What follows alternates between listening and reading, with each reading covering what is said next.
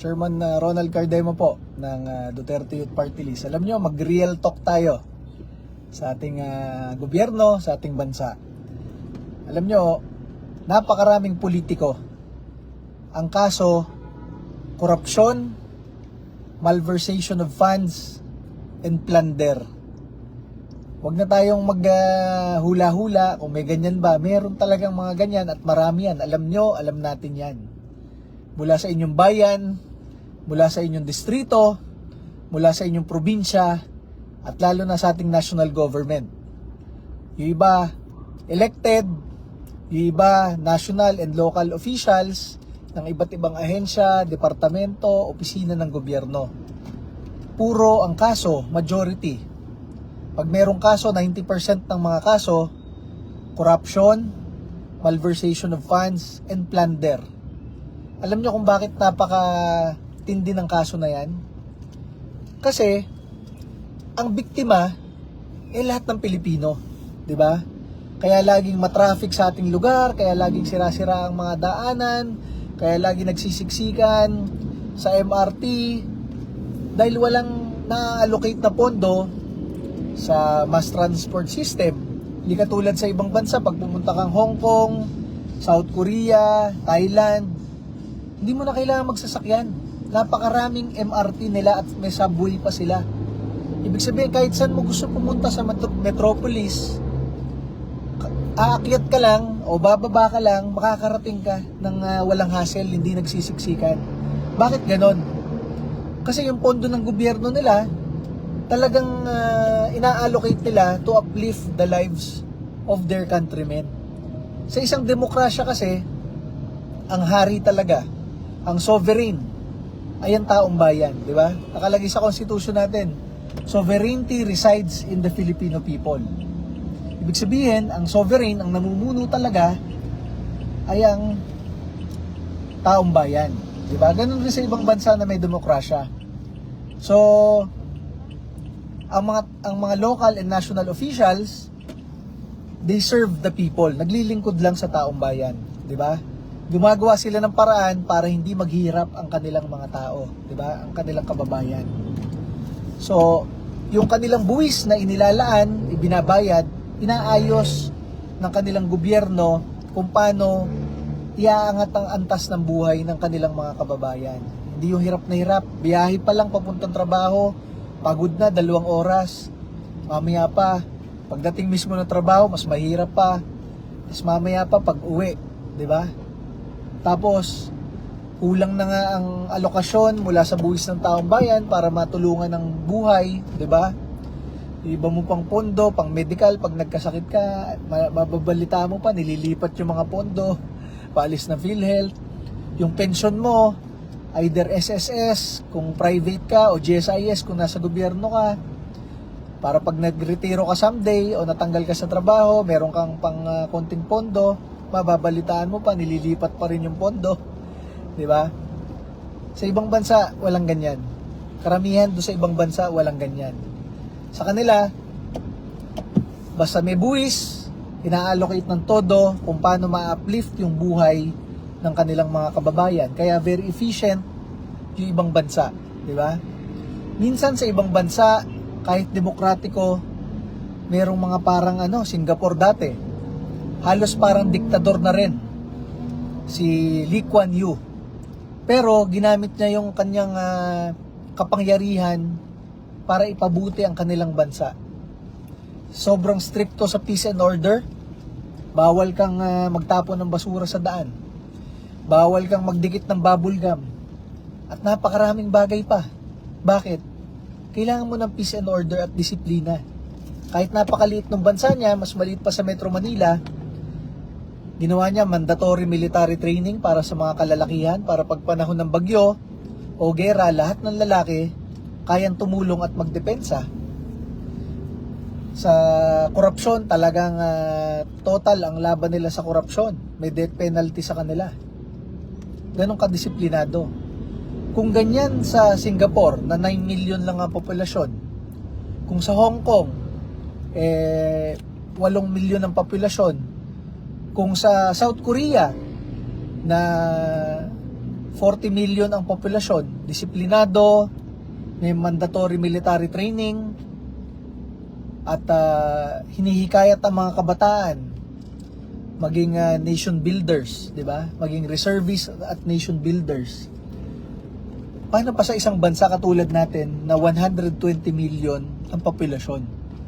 Hiwa-hiwalay pa tayo dahil puro isla. Mas kailangan mo ng disiplina dito. Mas kailangan mo ng programa para i-train ang iyong mga kabataan kung paano sumaklolo sa panahon ng bagyo. Dahil dito napakarami ng bagyo.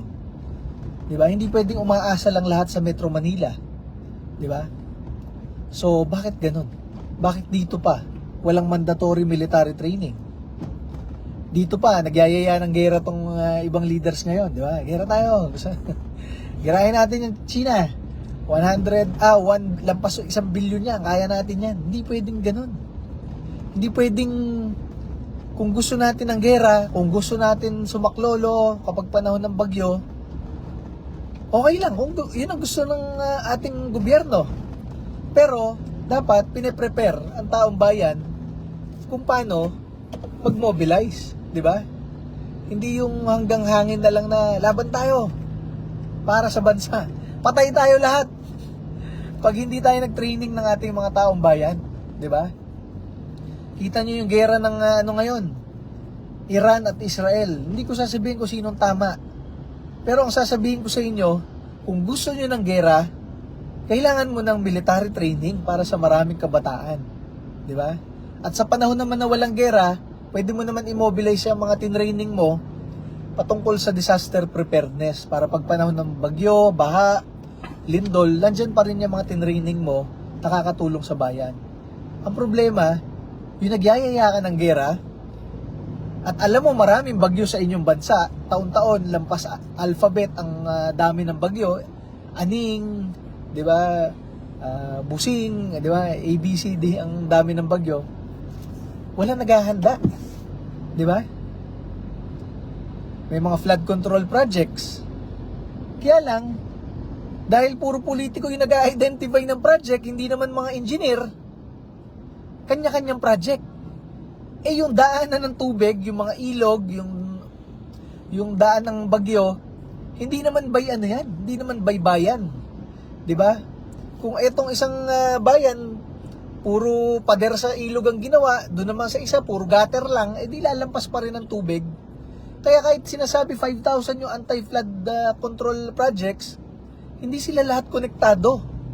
So yung tubig, hindi naman sumusunod dyan na dito lang ako sa isang bayan o sa isang probinsya. Tumatapon pa rin yung tubig, nababaha pa rin ng mga lugar. Tapos nandiyan nga yung issue lagi na kinukurakot ng mga politiko, yung pang flood control project. 'Di ba? Sinasabi daw ng ibang politiko, okay lang yan, substandard lang kasi hindi naman mahahalata.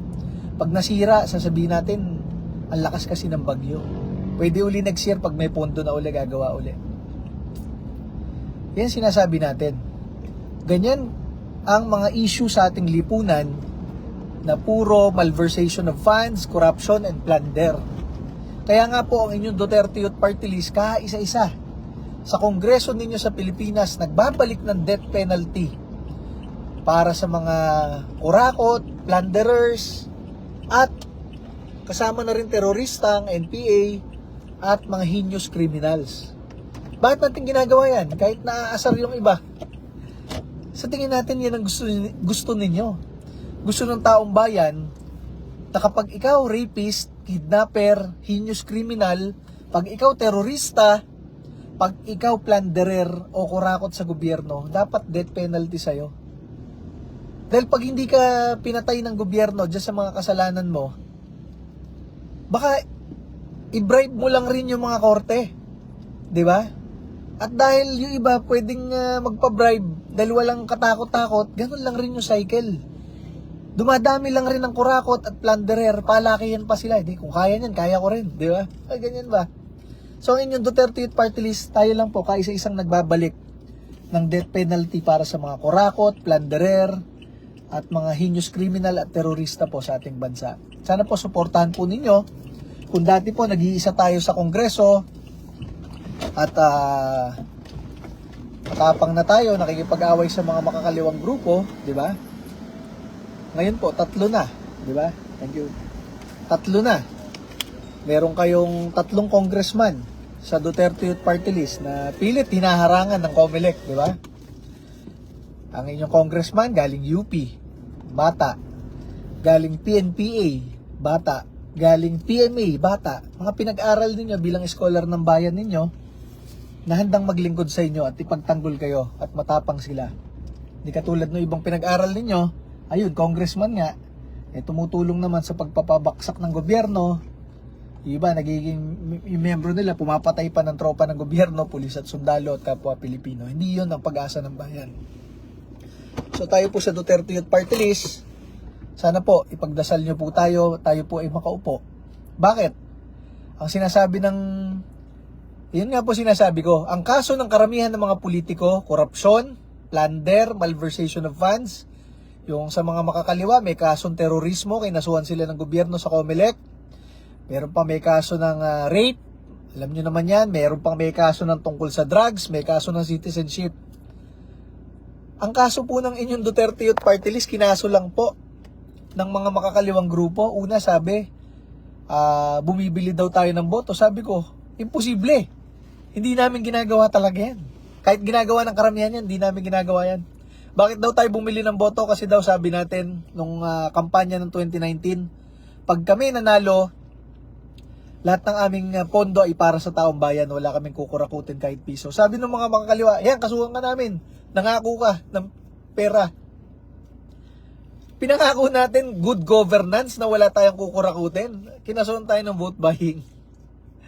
Isa-isang kinasuhan ng vote buying, yung pang hindi talaga bumibili ng boto.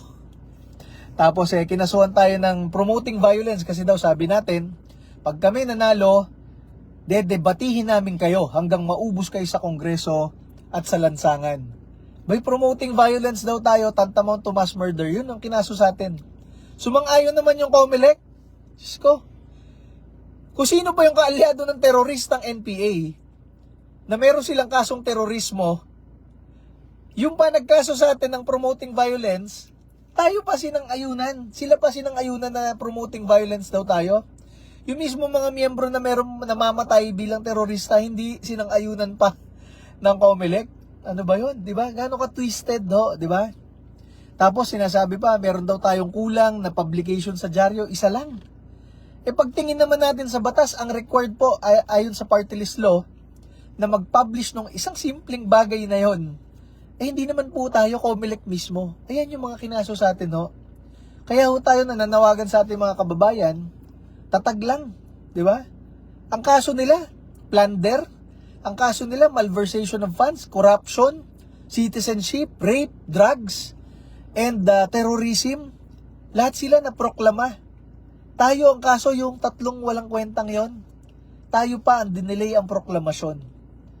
Tayo naman ay binoto ng ating mga bayaning OFWs at mga tropa ng gobyerno at lampas 2.3 million na Pilipino. Kita naman ninyo kung sino ang nasa katotohanan, kung sino ang ginigipit, kung sino ang tunay na matapang na nakikipaglaban. Tayo po sa Duterte Youth Party List. Kaya kami po, hindi po mahalaga sa amin yung mga pondo, yung mga sweldo dyan. Ang mahalaga po sa amin, isang karangalan po na ang mga kababayan naming Pilipino, milyon-milyon po sa inyo, ay nagtitiwala po na ang gusto po ninyong kinatawan ninyo sa Kongreso ay tayo po, lumalaban, nakikipagdebate, naninindigan, hindi bumabalingbing, kaisa-isang nagbabalik ng death penalty para sa mga kurakot, plunderer, heinous criminals, rapists, kidnappers, at teroristang NPA po sa ating bansa. Kaisa-isang nagtanggol kay Pangulong Duterte sa Quadcom, sa 300 na kongresista ng bansa, Duterte Youth Party List lang po, ang kumatawan sa inyo para ipagtanggol si Pangulong Duterte. Wala na pong nagpakita ng lakas ng loob.